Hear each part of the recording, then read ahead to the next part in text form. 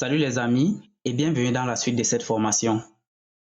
Dans la dernière partie, on avait commencé à gérer le listing des articles et entre autres, on avait affiché les deux articles qu'il y a sur la page tels que je l'avais conçu initialement. Dans cette partie, on va mettre la pagination, cette pagination qu'on a ici tout en bas et on va s'occuper de mettre aussi cette section qui se trouve du côté droit. Donc, on va repartir dans notre éditeur de texte. On va ouvrir notre fichier blog.html. Dans ce blog.html, on va d'abord replier la section du blog info qui se trouve ici. On va se replier la section du blog post qui se retrouve là. Et on avait deux éléments, blog info et blog post à l'intérieur de cet élément. Mais au niveau du blog left sidebar, on doit avoir trois éléments. Le premier élément, c'est le premier article. Le deuxième élément, c'est le deuxième article. Et le troisième élément, en réalité, c'est la pagination. Donc, on va mettre ici une nav à laquelle on va donner la classe blog pagination. À cette nav, juste ici derrière, on va mettre un commentaire pour préciser que c'est la pagination. Je ne sais pas pourquoi je mettais la navigation là-bas. Donc, on va dire que c'est la pagination tout simplement. On va revenir tout en dessous ici et on va fermer en disant end pagination. On se place tout au milieu et on va commencer à penser à la façon dont on veut concevoir notre pagination. On va revenir ici, on va regarder. On a une flèche tout à gauche. On a une flèche qui nous indique quand il faut aller à droite et on a 5 numéros allant de 0, allant de 1 à 5. Donc, on va revenir ici dans notre éditeur de texte et on va mettre d'abord la première flèche qui part à gauche. On va se créer un UL. À ce UL, on va donner simplement la classe pagination. Dans ce UL, on va mettre un premier LI. On va lui donner une classe qui sera page item. Donc, pour dire un élément de la pagination en quelque sorte. À ce LI, on va mettre un A. Le A va porter le dièse au niveau de son lien. Par contre, au niveau de la classe, on va lui mettre un page link. Après avoir mis ce page link, on va également lui mettre un span. Dans ce span, on va mettre une icône. Donc, on va mettre un i qui aura la classe face. Ensuite, on va mettre fa-double-angle left. Regardons ce qu'on obtient dans notre HTML par ici. Et là, ça n'affiche rien. Sans doute, j'ai mal écrit quelque chose et je vais regarder mes éléments. Ici, ce n'est pas double angle, mais c'est plutôt angle double. Je me suis trompé à ce niveau. Du moins, je crois que c'est comme ça que ça s'écrit. On va vérifier. Et si je viens, j'actualise, vous voyez la flèche qui apparaît tout ici. Je vais revenir et je vais prendre ce code que je viens d'écrire ici. Je vais le dupliquer. Et à ce niveau, je vais mettre plutôt ici là, right. Donc, pour dire que c'est une flèche qui doit désormais partir à droite. Et si j'actualise, vous voyez que j'ai une autre flèche qui apparaît par ici. Je vais ensuite ajouter les éléments du milieu qui sont en fait les LI qui portent les simples numéros. Et pour ces LI, je vais mettre ici LI. Je vais leur mettre la classe page item. Je veux que ces LI apparaissent 5 fois vu qu'on a 5 liens qui partent de 1 à 5. Et à l'intérieur de ce LI, je vais simplement mettre des liens A qui auront la classe page link. Au niveau de tous les href, en fait, je vais mettre dièse. Ensuite, au niveau de là où on a les numéros, je vais mettre 00 dans un premier temps. Si on vient ici et qu'on actualise, vous voyez qu'on a les valeurs qui apparaissent 5 fois 0 ici, une flèche qui part à gauche et une flèche qui part à droite. Donc, on va gérer ce style et le rendre comme ceci en CSS. On va s'intéresser à la partie suivante et la partie suivante concerne particulièrement le bloc right side. Donc, on va venir refermer la pagination qui se trouve à ce niveau et on va se concentrer au bloc right side. On va laisser un espace entre le bloc supérieur et celui-là. Le bloc right side, en fait, porte un élément qui est placé sur le côté. Donc, je vais utiliser ici la balise aside qui matérialise le fait qu'on soit placé sur le côté. Et rassurez-vous, utiliser la bonne balise au bon endroit est bien pour le référencement. Je n'utilise pas mes balises ici au hasard. Ici, en haut, j'ai dit qu'on avait deux articles et vous avez vu, j'ai mis les articles de blog. Ici, j'ai dit que c'est la pagination et j'ai mis une navigation en fait. Et à ce aside, je vais donner une classe. Et cette classe, je vais l'appeler single sidebar widget.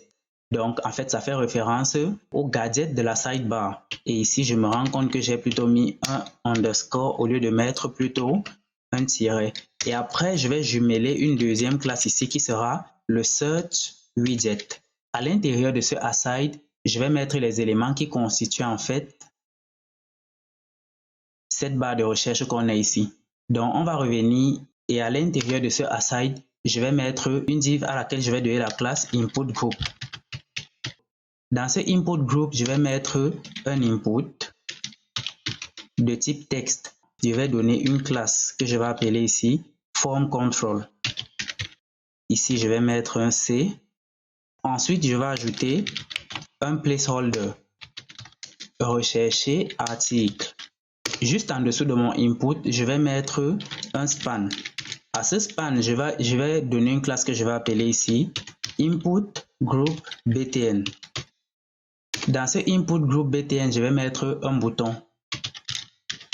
Ce bouton, je vais lui donner une ou deux classes. Donc, dans un premier temps, je vais lui donner la classe btn et la deuxième classe que je vais donner sera du btn widget. Ici, on a une classe btn prédéfinie et maintenant, en fonction du btn widget, on va adapter pour donner en fait la forme à laquelle on veut que ça ressemble. Ici, je vais dire que le type que j'utilise, c'est un bouton.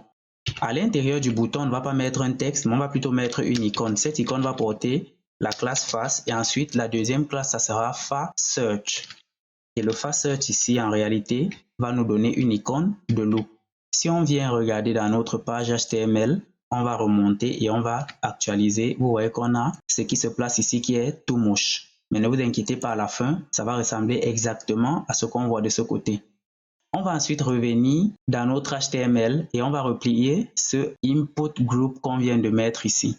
Donc, on va faire replier ce aside qui se trouve ici. Après ce aside, on va également mettre un deuxième aside.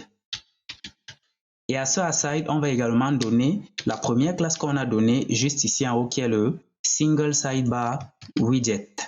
Et ensuite, on va donner une deuxième classe qui sera le auto widget. C'est la classe qui porte en fait l'image de l'auteur qu'on a vu de l'autre côté. À l'intérieur de ce aside, on va mettre une image img et ce img va simplement porter une classe qu'on va appeler auteur-img qu'on va jumeler à la classe img rounded qui est une classe qu'on a préconçue pour rendre nos images rondes. Au niveau du chargement, on va utiliser le assets. On va prendre le dossier imgs. Dans ce dossier imgs, on va charger les mentors. Après avoir chargé l'image du mentor, on va mettre le nom du mentor en question. Ici, je vais mettre un H4 et je vais dire que c'est Coding City. On va descendre et on va mettre le titre du mentor. On va dire ici Blogueur Pro.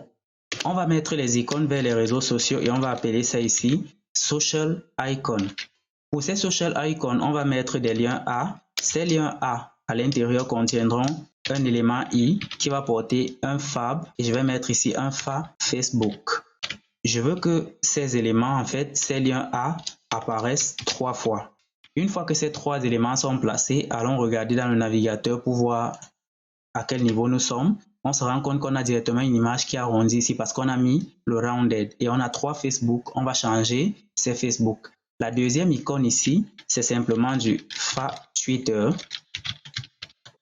Et la troisième icône, c'est du fa GitHub. Après avoir mis l'icône, après avoir mis la div des social icons, on va mettre un paragraphe tout en dessous qui décrit en quelque sorte l'utilisateur. Donc, on va mettre ici un P et dans ce P, on va mettre un lorem. Après ce lorem, on va sortir et on va mettre une div qui aura la classe BR. On va ensuite créer une autre aside et à cette aside, on va également donner la première classe. Ça sera une classe qui sera commune à tous les éléments. Ensuite, on va la jumeler à une deuxième classe. Donc ici, on va ajouter simplement la newsletter widget. Pour cette newsletter widget, on va mettre un premier titre de niveau 4. Donc, on va mettre ici un H4 et dans ce H4, on va simplement écrire newsletter. Après ce newsletter, on va mettre un paragraphe P et on va y mettre du lorem. on va sortir du paragraphe et on va définir une div qui aura la classe form group. Donc, on va mettre ici form-group. On va également lui ajouter un élément à l'intérieur qui aura une classe de type input group. Dans ce input group, on va mettre une div qui aura la classe input group prepend. Donc, je vais créer ces trois éléments à l'intérieur de ce input group prepend. Donc, je vais mettre ici input group text. Dans ce input group-text, j'ai oublié de mettre le point ici au départ et ça ne me crée pas bien la classe. Je vais mettre une icône i qui aura la classe face. Ensuite, je vais mettre ici le fa-enveloppe. Je vais sortir de là et je vais mettre enfin le input en lui-même. À ce input qui sera de type texte, je vais donner une classe qui sera également du form control, un placeholder. Ce placeholder va simplement dire entrée email. Juste après le input group qui est ici, on va mettre un bouton. Donc on va utiliser un A. À ce A, on va mettre un dièse. Ensuite, on va mettre une classe. Cette classe sera simplement bbtns. Donc c'est pour dire le bouton de la newsletter. On va mettre ici s'inscrire. En dessous de tous les éléments de la newsletter, juste avant de sortir du aside, on va mettre un petit texte qu'on va appeler ici text bottom, mais qui sera dans un paragraphe. Et à l'intérieur, on va mettre un élément de type small. Vous pouvez désister à tout moment. Donc, comme pour dire, on peut sortir de la newsletter. On peut décider de résilier l'abonnement à la newsletter. Après ce P, on va encore mettre une div qui aura la classe BR. On a fini pour ce aside. On va également le refermer. Et on va créer le dernier aside qui se trouve dans cette zone. Pour le dernier aside, ça ne sera pas très différent des autres asides. Ça sera toujours la même première classe qu'on a ici. Par contre, la dernière classe qu'on aura ici, ça sera simplement du tag cloud widget. Et ça correspond à la zone qu'on a ici. On revient dans notre éditeur de texte. Et pour ce tag cloud widget, qu'est-ce qu'on veut mettre? On va d'abord mettre un titre de niveau H4 qui aura la classe widget title. À l'intérieur de ce widget title, on va mettre liste des étiquettes. On va aller à la ligne et on va mettre un UL.